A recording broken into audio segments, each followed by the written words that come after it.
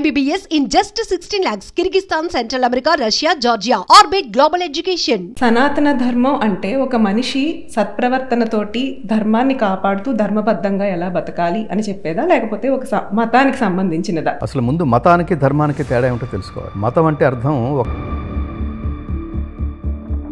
ప్రపంచంలో ఇతరములన్నీ మతములు మాత్రమే. ఈ తెలివితేటలు, ఈ వయస్సు, ఈ ఆలోచన, ఈ సంస్కారాన్ని, ఈ సమర్థతని ఇచ్చిన పరమాత్మకే.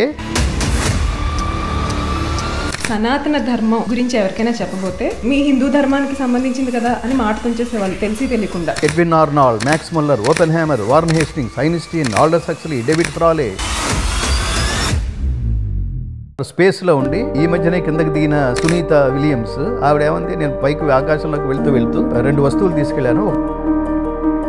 ఊరికే పేరుకి హిందువులని చెప్పుకుంటున్నారు తప్ప పాయింట్ బ్లాంక్లో గన్ పెట్టి నువ్వు హిందువా అని అడిగి మరీ 26 మందిని టూరిస్టులని చంపేసిన భారతదేశంలో దాన్ని ఖండించడానికి ఒక్క హిందువు కూడా ముందుకు రాలేదు. అంత వీకెస్ట్ స్థితిలో ఉంది. పరిచయం అవసరం లేని పేరు బ్రహ్మశ్రీ డాక్టర్ ఎల్వి గంగాధర శాస్త్రి గారు. నా వాళ్ళు బాగుంటే చాలు అన్న రోజు నుంచి నేను మాత్రం బాగుంటే చాలు అన్న రోజు వరకు వచ్చేసాం. ఇలాంటి కాలంలో ప్రపంచ శాంతిని తన బాధ్యతగా స్వీకరించి దాన్ని తన భుజ స్కంధాలపై వేసుకుని జగమంతా ప్రయాణిస్తూ భగవద్గీత ప్రచారం చేస్తున్నారు గంగాధర శాస్త్రి గారు. భగవద్గీత ప్రచారం ముఖ్యోద్దేశం ఏంటి? అసలు సనాతన ధర్మానికి మతానికి సంబంధం ఉందా? భగవద్గీతను చదవడం మాత్రమే కాదు, ఆ గీతాసారాన్ని మన జీవితంలో ఆచరణ మార్గంలో పెట్టాలి అంటే ఏం చేయాలి? ఇలాంటి విషయాలన్నీ మనం ఇవాళ గురువు గారిని అడిగి తెలుసుకుందాం.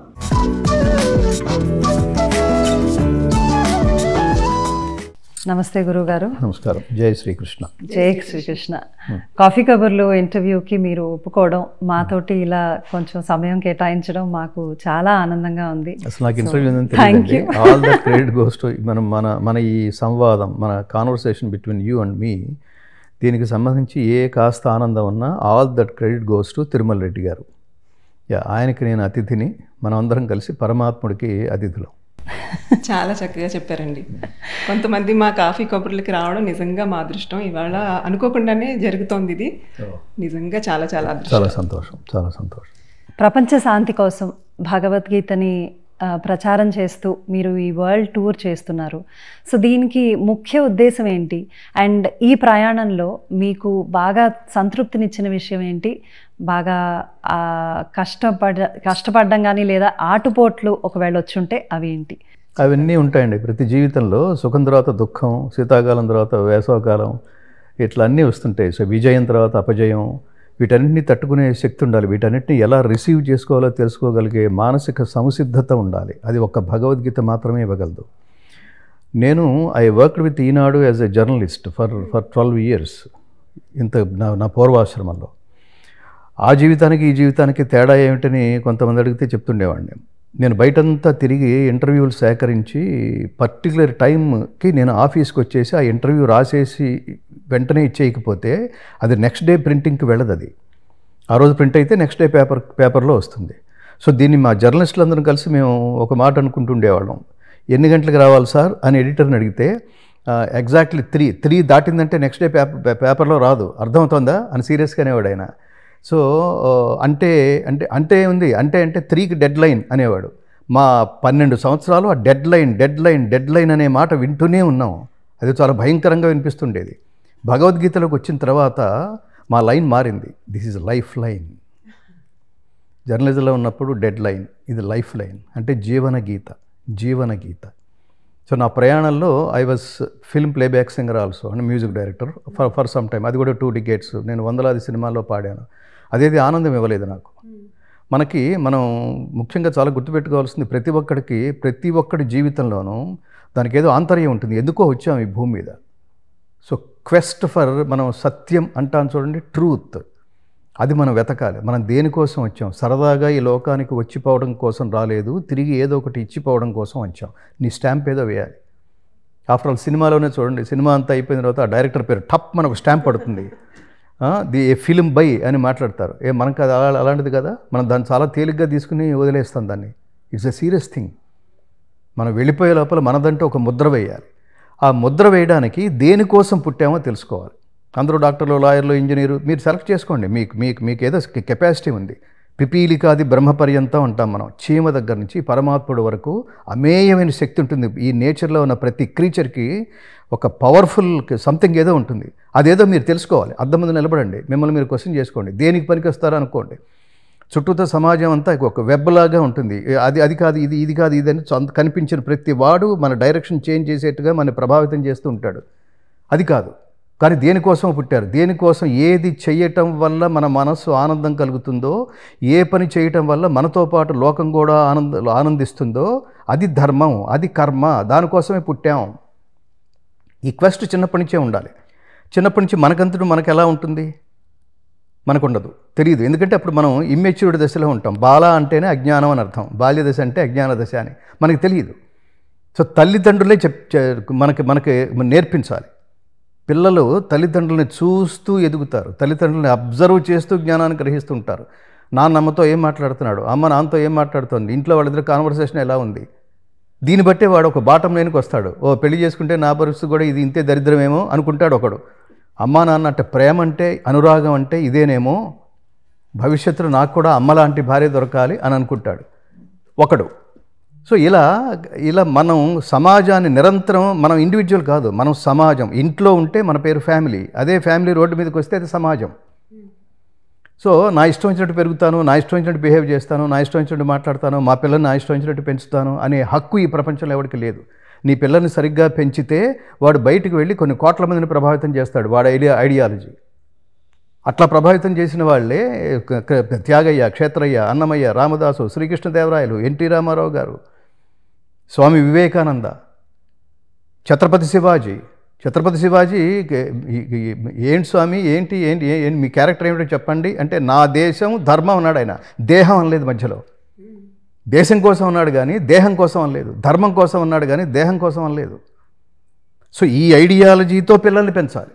నువ్వు లాయర్ అవ్వాలనుకుంటున్నావు అవ్వు, డాక్టర్ అవ్వాలనుకుంటున్నావు అవ్వు. నేను ఇంజనీర్గా చెప్తుంటాను, నువ్వు డాక్టర్ కావాలంటే 1000 పుస్తకాలు చదవాలి, లాయర్ కావాలంటే 1000 పుస్తకాలు చదవాలి, ఇంజనీర్ కావాలంటే 1000 పుస్తకాలు చదవాలి. కానీ గొప్ప వ్యక్తి ప్రపంచం మొత్తం నిన్ను గుర్తుపెట్టుకుని నిన్ను ఫాలో అయ్యేట్టుగా ఎదగాలంటే ఒక్క పుస్తకం చాలు, దట్ ఈజ్ భగవద్గీత.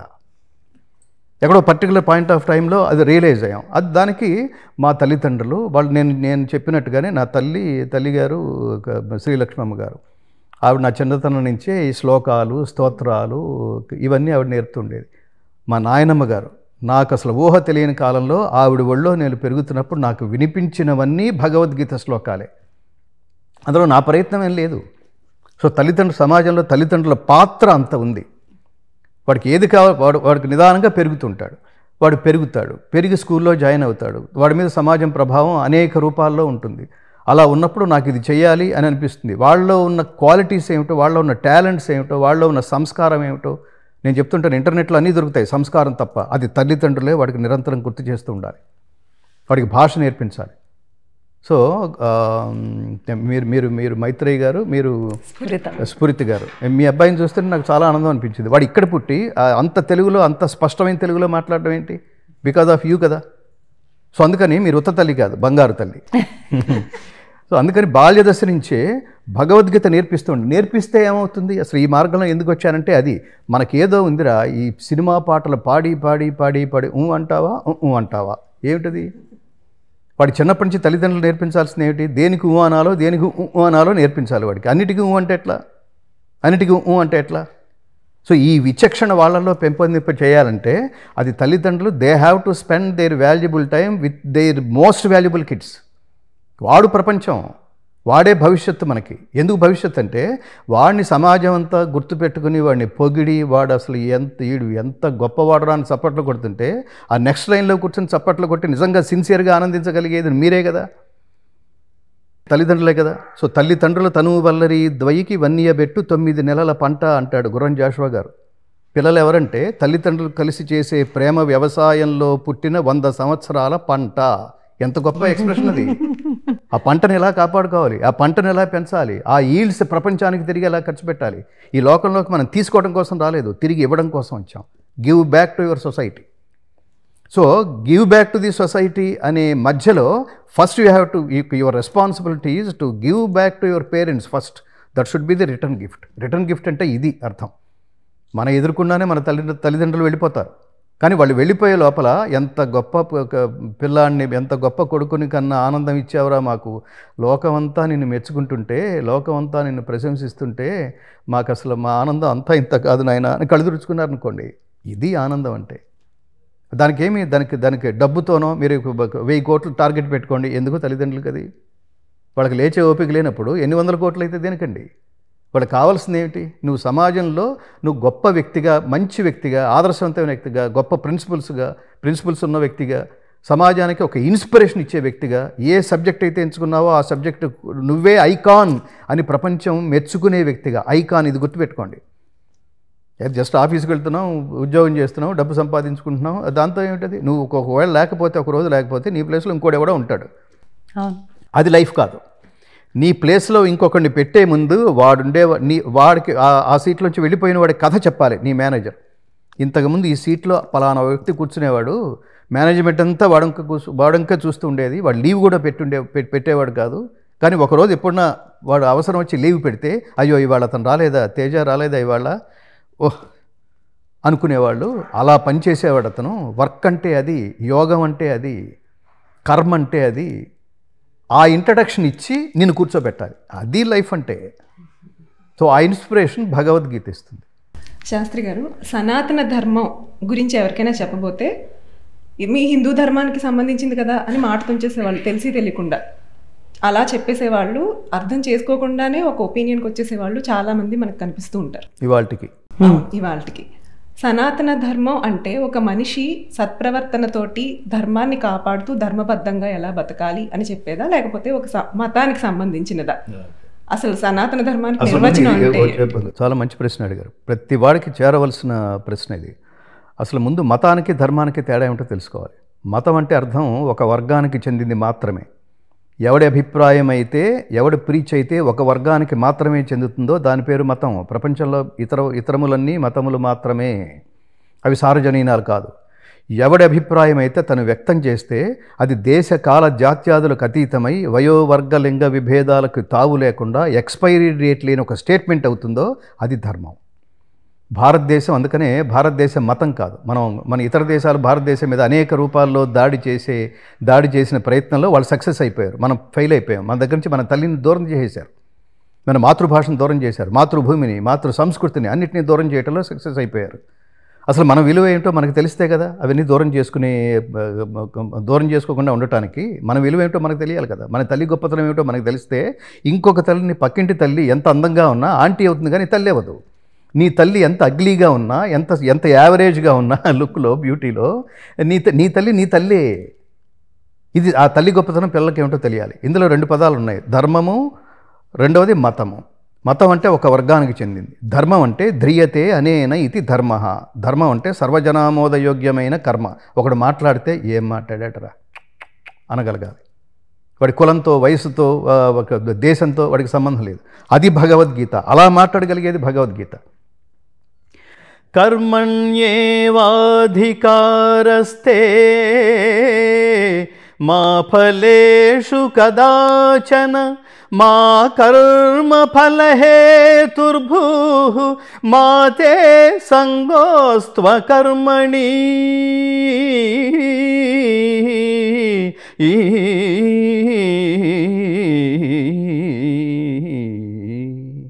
కర్మ అంటే డ్యూటీ, పని. ఆ పని ఎలా చేయాలో భగవద్గీత చెప్తుంది. పని చేయి నాన్న, పనిని ధర్మబద్ధంగా చేయి, పనిని స్వార్థం వదిలిపెట్టి చేయి, పనిని స్వకల్యాణం కోసం కాకుండా లోక కళ్యాణం కోసం చేయి. పని చేసేటప్పుడు నేను అనే అహంకారం వదిలిపెట్టు, పని చేసేటప్పుడు నాది అనే మమకారం వదిలిపెట్టు.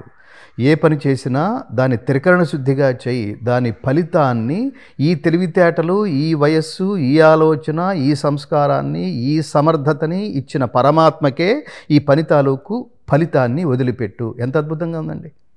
కరెక్టేరా అనడం ప్రపంచంలో. కాబట్టి Edwin Arnold, max Muller, open hammer, warn Hastings, Einstein, Aldous Huxley, David ఫ్రాలే, ఇంతమంది అసలు భగవద్గీత లేకపోతే ప్రపంచ వాంగ్మయం పరిపూర్ణమైనట్టు కాదు అని చెప్తారు వీళ్ళందరూ. ఎవరు వాళ్ళు? పాశ్చాత్యులు.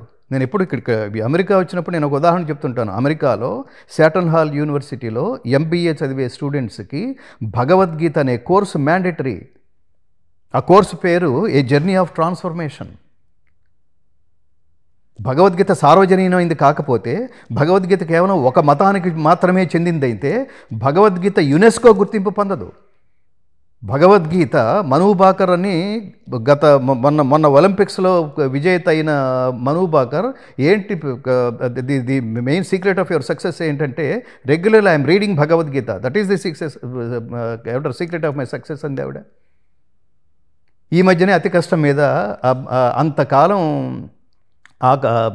స్పేస్లో ఉండి ఈ మధ్యనే కిందకి దిగిన సునీత విలియమ్స్ ఆవిడ ఏమంది, నేను పైకి ఆకాశంలోకి వెళ్తూ నేను 2 వస్తువులు తీసుకెళ్ళాను, ఒకటి వినాయకుడి విగ్రహం, రెండవది భగవద్గీత అని. ఏంటది?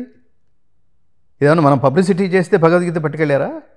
దానికి ఏమైనా ఖర్చు పెట్టాడా? కాదది.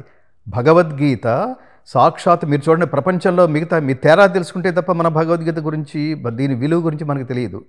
మిగతా ప్రపంచంలో మిగతా మత గ్రంథాలన్నీ మానవుల చేత రచించబడినవే, అండర్లైన్, దాని డెప్త్లోకి వెళ్ళక్కర్లేదు.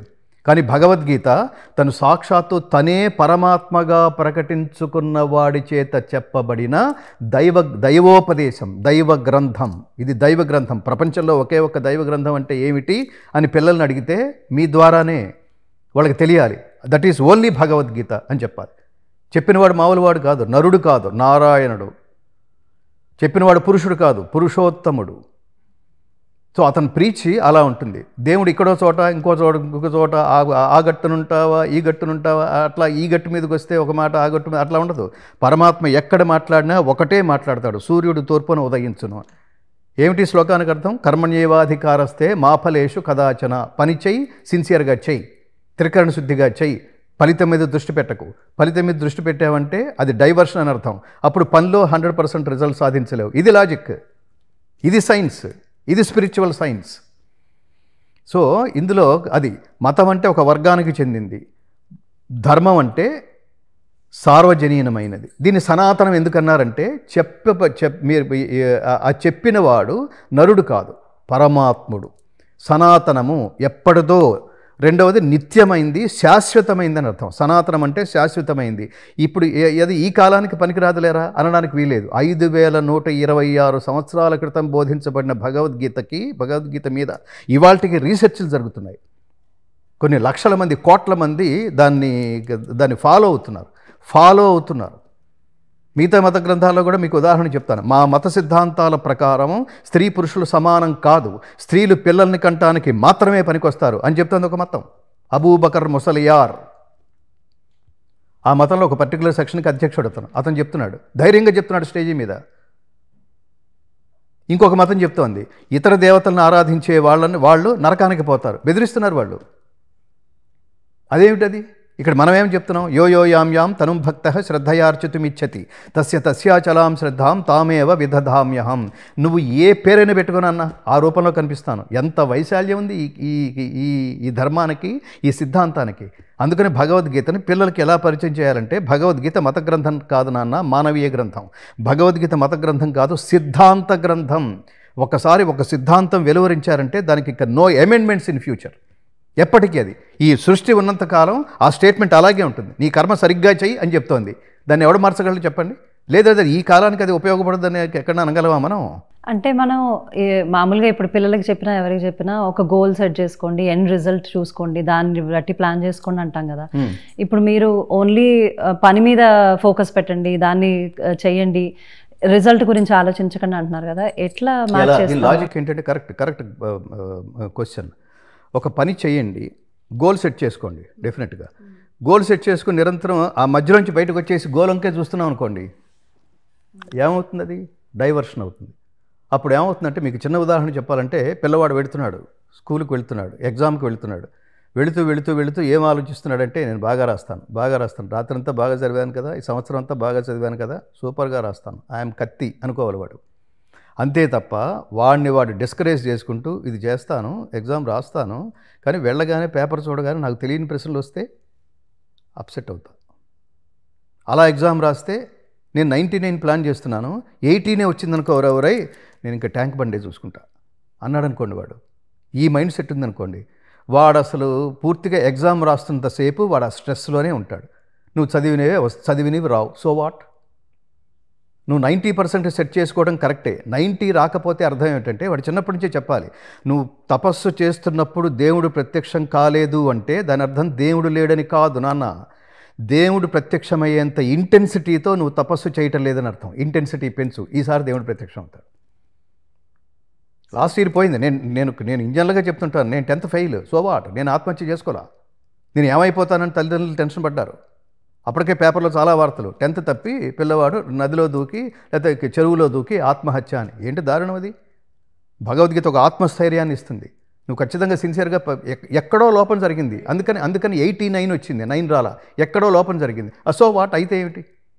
చాలా గొప్ప గొప్ప వాళ్ళ ఉదాహరణ తీసుకోవాలి. ఎన్టీ రామారావు ఇంటర్మీడియట్ తప్పాడు, ఆత్మహత్య చేసుకోవాలా?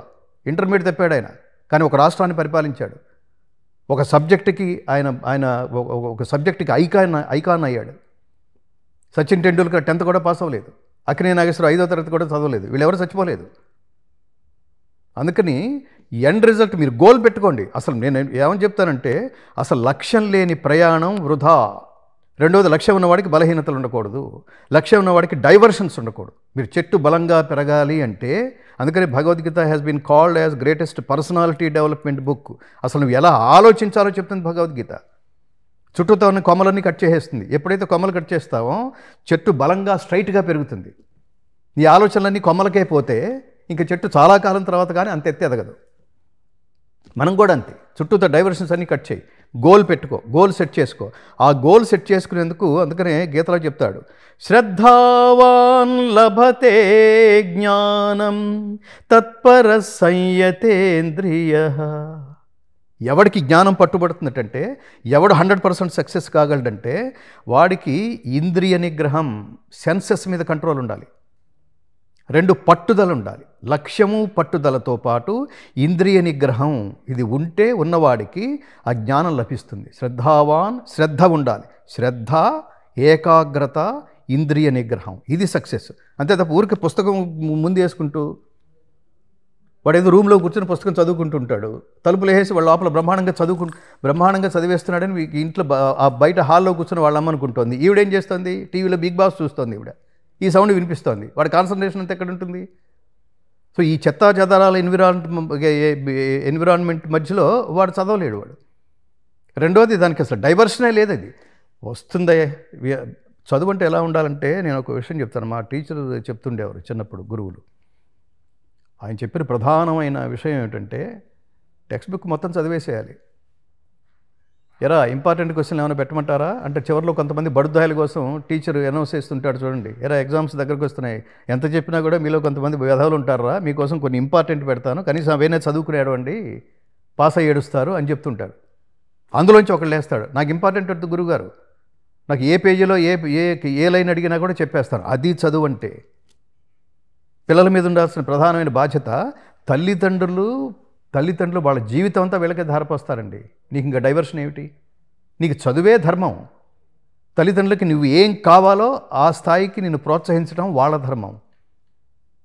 సో దీనికి ఆన్సర్ ఇది. మీరు లక్ష్యం పెట్టుకుని లక్ష్యం పట్ల త్రికరణ శుద్ధిగా వ్యవహరిస్తే ఇంకా సందేహాలే వద్దు. You will reach your goal 100%. చేరుకోలేదు అంటే లక్ష్యంలో ఎక్కడ డైవర్షన్ ఉందని అర్థం. దాన్ని ఎవడు ఏం చేయలేడు. నెక్స్ట్ దాన్నే పాఠంగా తీసుకుని డైవర్షన్ లేకుండా ఈసారి మళ్ళీ ప్రయత్నించు. ఎవడో గజనీ మహమ్మద్ దండయాత్ర చెప్తుంటాం అలా. గురుగారు, మీరు ఇందాక నుంచి చెప్పిన దాంట్లో మనం నెక్స్ట్ జనరేషన్ మన పిల్లలకి కూడా ఇది వాళ్ళకి బాగా ఇమిడిపోయి ఉండాలి, వాళ్ళు తెలుసుకోవాలి దీని గురించి అంటున్నారు కదా. సో ఇప్పటి వరకు అయితే మేము చూసిన చాలామంది పిల్లలు నేర్చుకుంటున్నారు, చదువుతున్నారు, ఇదంతా బాగుంది. కానీ ఆచరణలోకి తీసుకురావాలంటే వాళ్ళకి అర్థమయ్యే విధంగా, అంటే చిన్నపిల్లలకి అర్థమయ్యే విధంగా మనం ఏం చేయొచ్చు? చిన్న స్టెప్స్ తోటి ఏదైనా మనం మొదలు పెట్టాలి కాబట్టి. డెఫినెట్గా ఇది చాలా మంచి ప్రశ్న. మీ ప్రశ్నలోనే సమాధానం కూడా ఉంది. అంతే అంటారు. అదేంటంటే వాళ్ళకి అర్థమయ్యేది చెప్పండి. స్కూల్కి మనం పిల్లవాడిని మొదటి తరగతిలో చేర్చినప్పుడు, ఫస్ట్ క్లాస్ స్టూడెంట్స్కి పాఠాలు నేర్పించవలసిన టీచర్కి ఉండవలసిన క్వాలిఫికేషన్ MA PhD. అంత చదివి ఫైనల్గా వీడు ఆ అంటే అమ్మ అని చెప్తాడు. ఆ అంటే అమ్మ అట్లా చెప్పడు కదా. అంటే వాడికి ఏ పద్ధతిలో చెప్తే అర్థమవుతుందో వాడి స్థాయికి వెళ్ళి చెప్పటమే ట్రైనింగ్, దానికే క్వాలిఫికేషన్. ఆ అంటే ఆవు అని చెప్తే సరిపోదు. అమ్మ తర్వాత స్థానం ఆవుకి ఎందుకు ఇచ్చారు? ఈ దేశం ఏంటి, ఈ దేశపు సంస్కారం ఏమిటి అంటే, తల్లి పాలు కనుక బిడ్డకి పడకపోతే అంతటి ఇమ్యూనిటీ ఇవ్వగలిగే పాలు ఈ భూమి మీద ఒక్క గోవు మాత్రమే ఇవ్వగలదు. అందుకని గోవుని మాత అన్నారు. అది నాన్న మన దేశం గొప్పతనం. ఇలా చెప్తున్నారు అనుకోండి, చిన్నప్పటి నుంచి కళ్ళు అంతంత చేసి రకరకాలుగా యాక్టింగ్లు చేసి చెప్తున్నారు అనుకోండి, వాడికి ఈజీగా అర్థమవుతుంది. ఒకసారి అర్థమైంది మనం వెళ్ళిపోయేంత వరకు మిగలదు. మా టీచర్ ఎప్పుడైతే మాకు 5వ తరగతి 6వ తరగతిలో 7వ తరగతిలో నాకు భగవద్గీత పరిచయం చేశాడు మహానుభావుడు.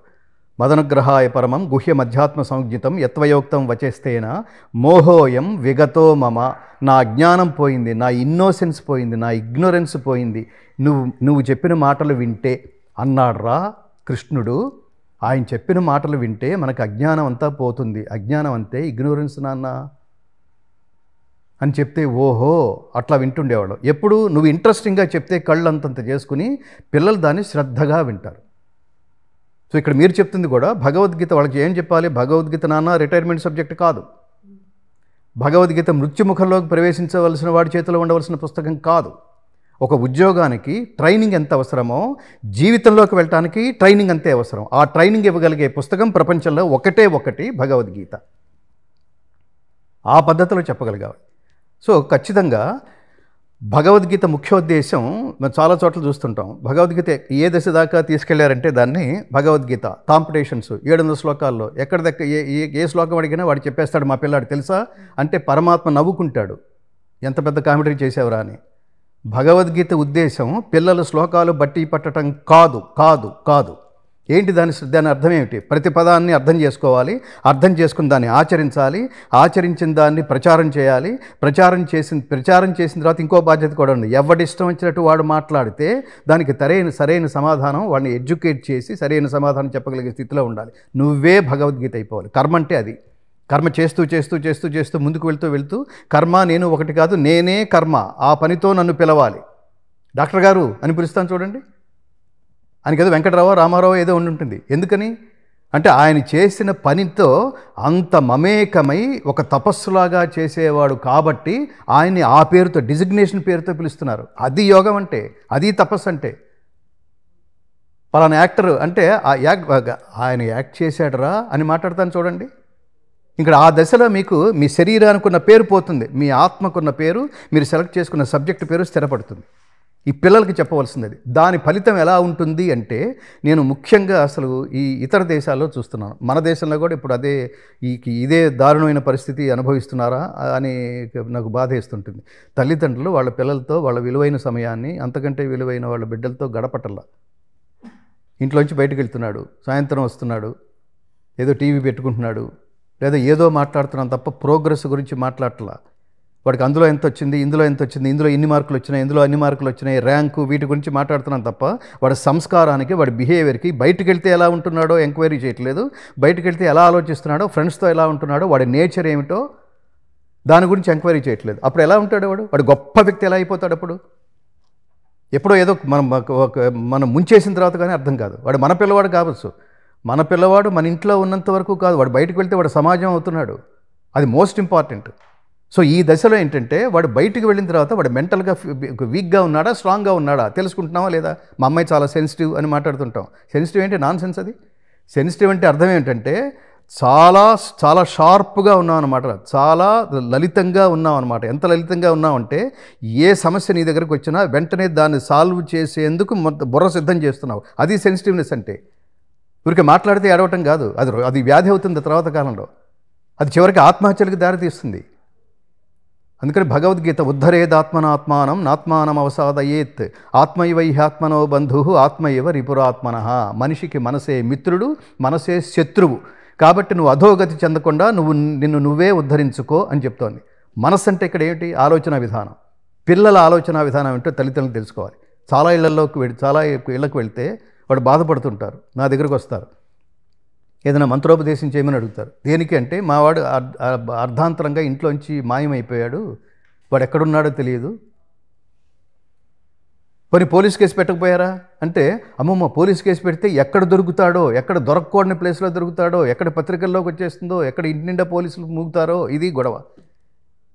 వీటన్నిటికంటే ముందే రోజు మెంటల్గా నాకు కష్టం వచ్చింది, నాకు ఫస్ట్ ఫ్రెండ్ మై మదర్, లేదా నాకు స్ట్రెస్ వచ్చింది, లేదా నాకు ఆనందం వచ్చింది, my first friend is my father.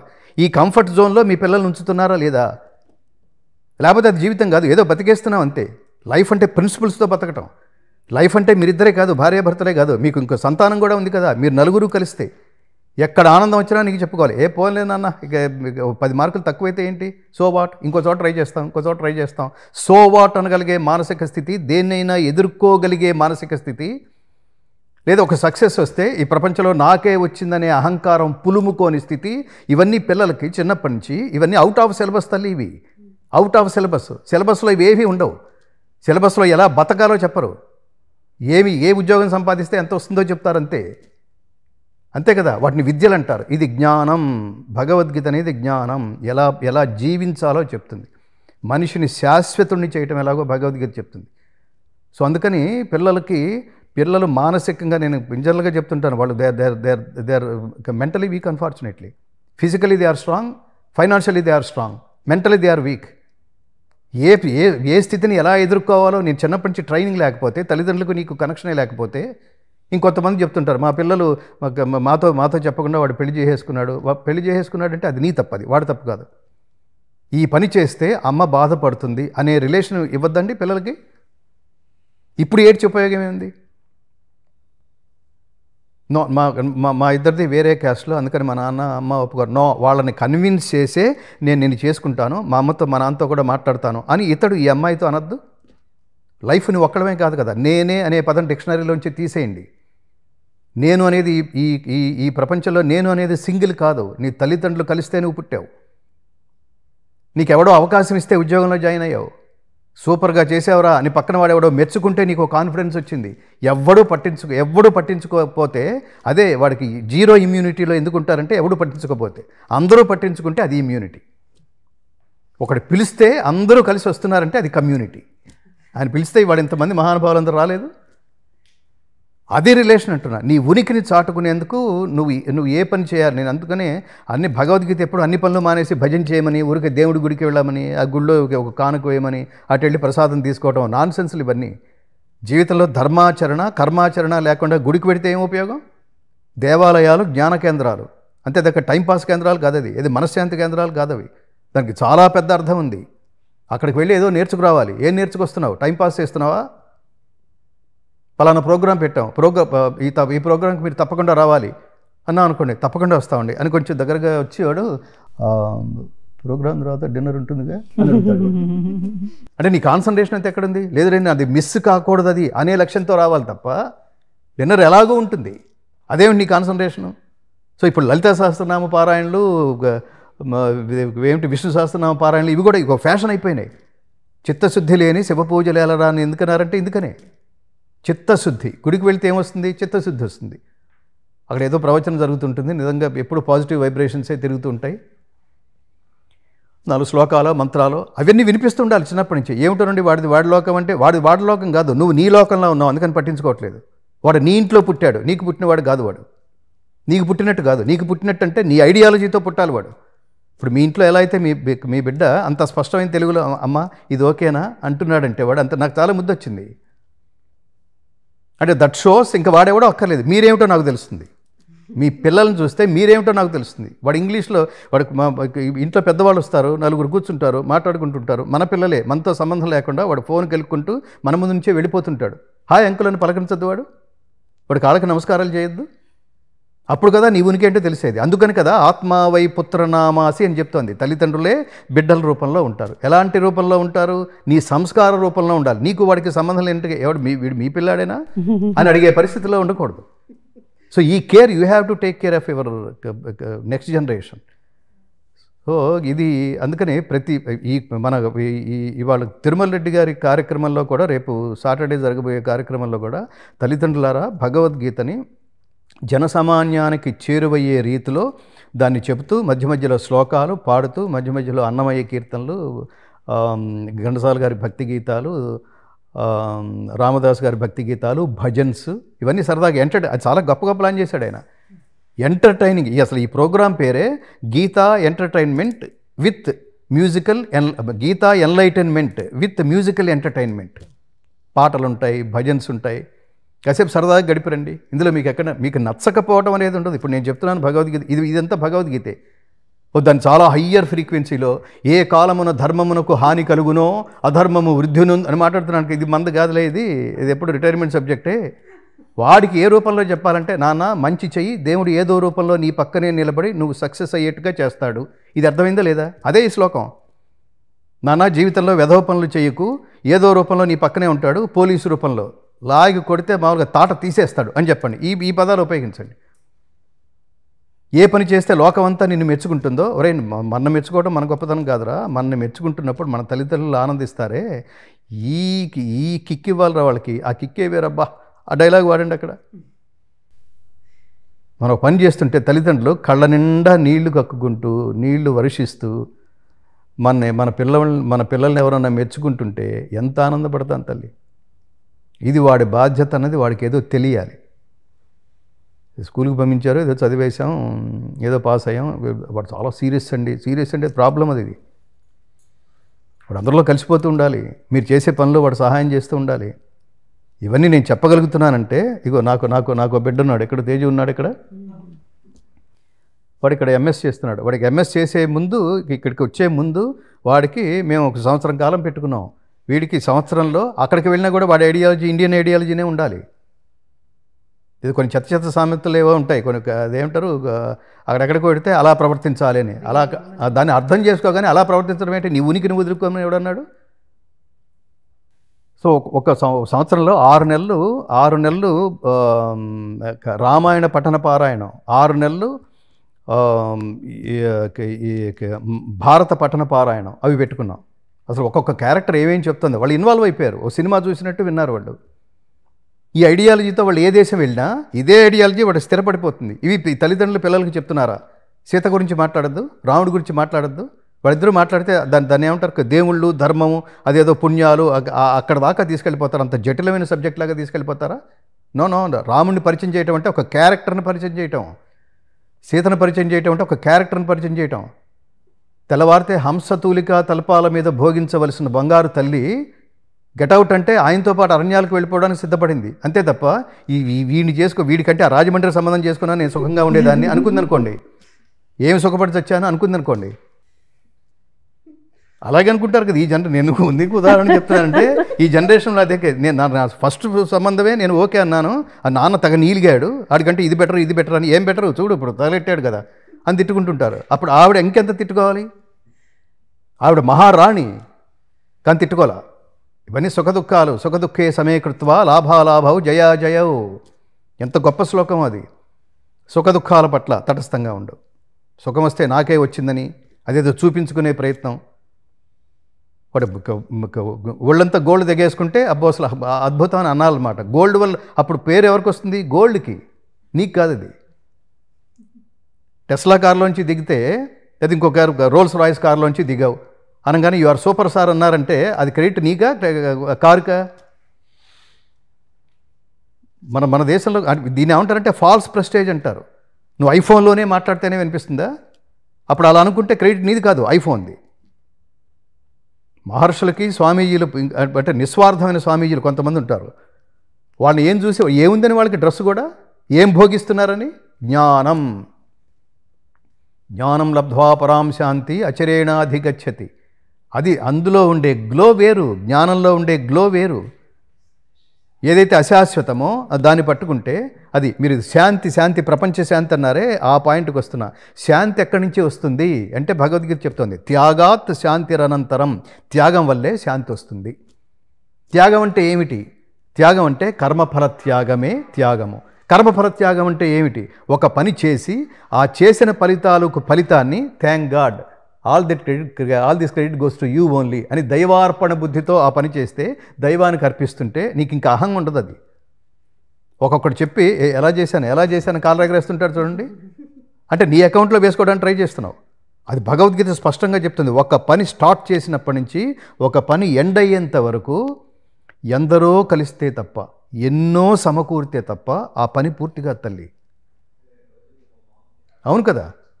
కానప్పుడు ఇంతమంది కలిస్తే, ఇప్పుడు మీరు నాతో నేను మీతో మాట్లాడుతున్నాను, నేను మీతో మాట్లాడకపోతే ఏం చేస్తాను? ఆ టీవీనైనా ఇంకోనైనా చూసుకుంటూ ఈ దేశం ఈ జన్మకి మారదు, మన రాష్ట్రం ఈ జన్మకి మారదు, ఈ రాజకీయ నాయకులు ఈ జన్మకి మారదు అని తిట్టుకుంటూ 1 గంట 2 గంటలు మీరు రావడం వల్ల నేను మీతో మాట్లాడుతున్నాను. మీతో మాట్లాడుతుంది ఏమిటి? జ్ఞాన చర్చ కదా.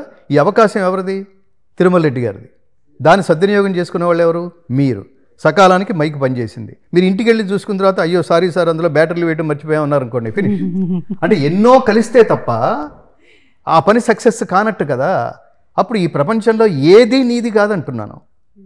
ఏదీ నీది కాదు. నీ రూపం నీది కాదు, నీ తెలివితేటలు నీది కాదు, అన్నీ నీదే. అయితే ఒకప్పుడు సక్సెస్ అయ్యావు, ఇప్పుడు ఎందుకు సక్సెస్లో లేవు? నోకియా అనే కంపెనీ ఉంది, ఎక్కడుంది ఇది? ప్రపంచంలో ప్రతి వాడి చేతిలోనూ నోకియా ఉండేది, ఇవాళ ఇది. ఇప్పుడు ఏదో ఇప్పుడు యాపిల్ అంటున్నారు, భవిష్యత్తులో ఇంకోటి ఏదో వస్తుంది, ఇది ఉండకపోవచ్చు. అందుకని ప్రతిదీ ఇది నాది కాదు, ఇది నాది కాదు, నా ఇతి నేతి నేతి నేతి అంటాడు చూడండి. ఇది నాది కాదు, ఇది నేను కాదు, ఇది నాది కాదు, ఇది నేను కాదు, నాది కాదు అనుకుంటూ పనిని మాత్రం సిన్సియర్గా చేయాలి. సో అది త్యాగాత్ శాంతిరనంతరం. త్యాగం వల్లే శాంతి వస్తుంది. త్యాగం అంటే కర్మఫల త్యాగం. కర్మఫల త్యాగం అంటే పని చేసిన ఫలితాన్ని దైవానికి అర్పించటం. అట్లా అర్పించేవాడికి ఎప్పుడు వాడు ప్రశాంతంగా ఉంటాడు.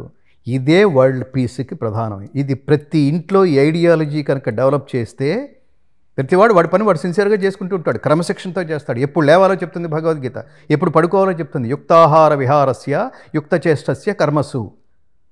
ఎప్పుడో పడుకుని, ఎప్పుడో లేచి, ఎప్పుడో పని చేసి, ఎప్పుడో తిని, ఎప్పుడు పడితే అప్పుడు తిని, ఏది పడితే తిని.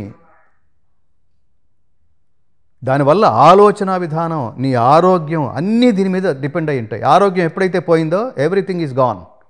Everything is gone.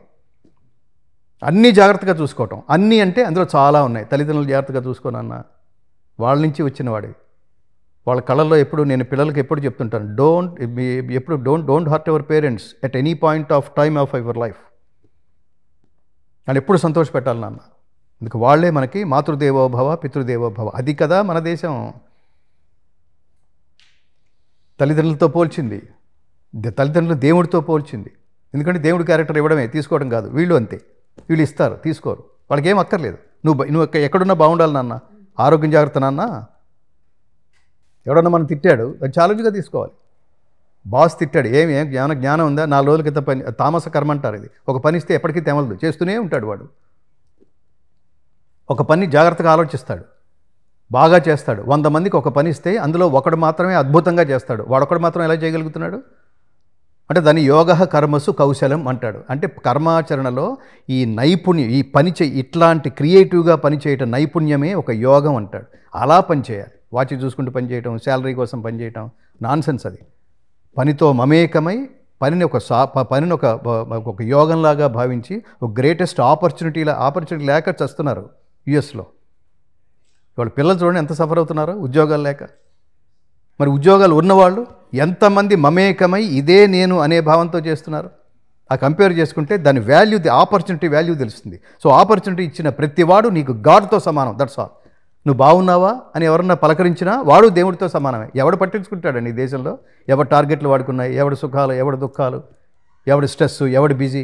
అన్ని బిజీలోంచి నీ దగ్గరకు వచ్చి భుజం మీద చేసి ఎలా ఉన్నావురా, చాలా కాలం అయింది కనపడి అన్నాడంటే వాడు ఇమ్యూనిటీ కదా మనకి. భగవద్గీత కదిపితే అంత జీవితం కదులుతుంది. దాని నుంచి నేర్చుకోవాల్సినవి చాలా ఉన్నాయి.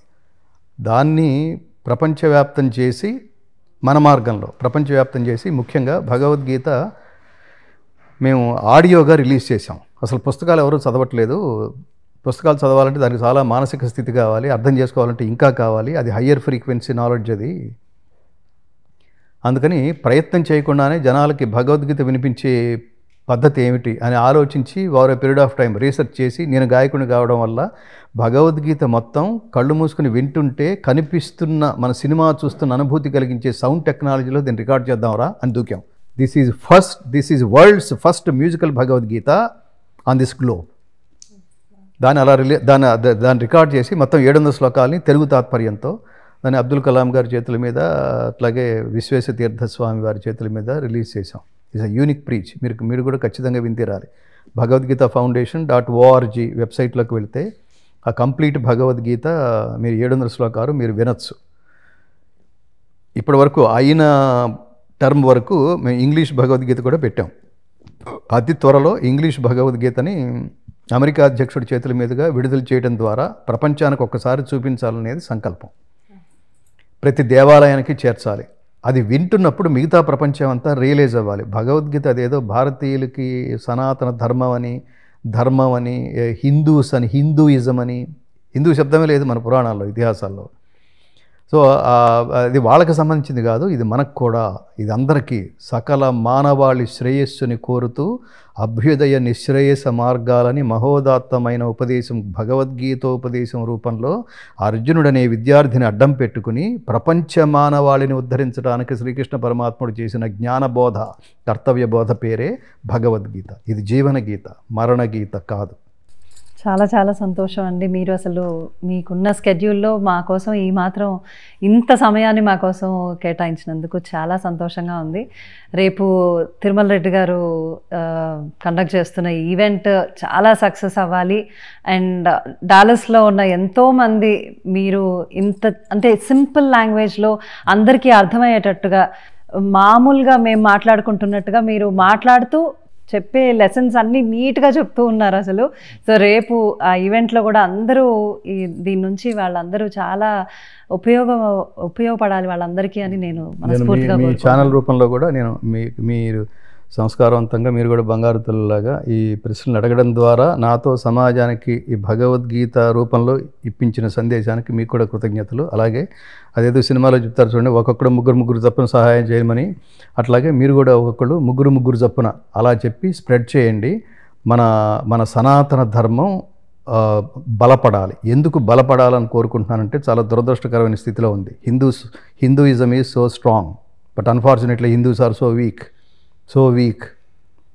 ఊరికే పేరుకి హిందువులని చెప్పుకుంటున్నారు తప్ప, నేను రేపు స్టేజ్ మీద కూడా ఇదే చెప్పబోతాను. పాయింట్ బ్లాంక్లో గన్ పెట్టి నువ్వు హిందువా అని అడిగి మరీ 26 మందిని టూరిస్టులని చంపేసిన భారతదేశంలో దాన్ని ఖండించడానికి ఒక్క హిందువు కూడా ముందుకు రాలేదు. అంత వీకెస్ట్ స్థితిలో ఉంది అది. ఈరోజు ఇప్పటి విద్య మీరు చెప్పినట్టు ఇందాక ఓన్లీ నేను అనే నేర్పిస్తుంది. అదే భగవద్గీత నేను కాదు, మనము అని నేర్పిస్తుంది. ఈ మనల్ని కాపలా కాసేవాడు ఒకడున్నాడు, వాడు పరమాత్మ. ఆ జ్ఞానాన్ని ఇలా మీరు మీ ద్వారా అందరికీ పంచిపెడుతున్నారు. మీరు చెప్పినట్టు మేమందరం కూడా ఇక్కడి నుంచి ఎలా ఈ తాడుని మల్టిపుల్ థ్రెడ్స్ చేసి అందరికీ ఇది మా ప్రయాణానికి ట్యాగే ఇంటింటా గీతా జ్యోతుల్ని వెలిగించండి. ఇంటింటా గీతా జ్యోతి. ప్రతిరోజు ఉదయం మీరు లేచినప్పుడు రోజుకు ఒక చాప్టర్ చొప్పున వినాలి. అలాగే నేను ఇవన్నీ ఎందుకు వినమంటున్నానంటే ఈ సోషల్ మీడియా రూపంలో కూడా మీరు కారు ఎక్కుతున్నారు, భగవద్గీత ఆన్ చేయండి. జాబ్కి వెళ్తున్నారు, డెస్టినేషన్కి వెళ్ళే లోపల రోజుకు ఒక చాప్టర్ వినేయాలి. వచ్చేటప్పుడు ఒక చాప్టర్ వినండి. 9 రోజుల్లో కంప్లీట్ భగవద్గీత మీరు వింటారు. ఇది ఎలా రికార్డ్ చేసామంటే ఒక్కసారి మీరు వింటే మన చివరి దశ వరకు మనం దాన్ని వదిలిపెట్టాం. ఆ రూపంలో అలా అంత ఇంప్రెసివ్. భారతదేశంలో ఉన్న మ్యూజికల్ ఇన్స్ట్రుమెంట్స్ అన్నీ అందులో వాడాం. 150 మంది టెక్నీషియన్స్, స్కాలర్స్ అవిశ్రాంతంగా 7 సంవత్సరాల పాటు అది 9 కోట్ల రూపాయల ప్రాజెక్టు, 9 సంవత్సరాల journey. So I have been dedicated my entire life to propagate the essence of Bhagavad Gita. దానికోసం నేను మొత్తం సర్వం వదిలేశాను. నేను నా ఉద్యోగం, వ్యవహారం, ఆదాయ మార్గాలు అన్నీ వదిలేసి భగవద్గీత ప్రచారానికే అంకితమై ఉన్నాను. మీలాంటి గొప్ప వ్యక్తితో ఇవాళ మేము మాట్లాడడం, ఇన్ని విషయాలు తెలుసుకోవడం మాకు చాలా సంతోషంగా ఉంది. చాలా థ్యాంక్స్ అండి. మైత్రేయి గారు, స్ఫూర్తి గారు, మీకు స్ఫురించిన మంచి ఆలోచనలు, మీ స్నేహభావం. థ్యాంక్ యూ అండి. శుభం. జై శ్రీకృష్ణ.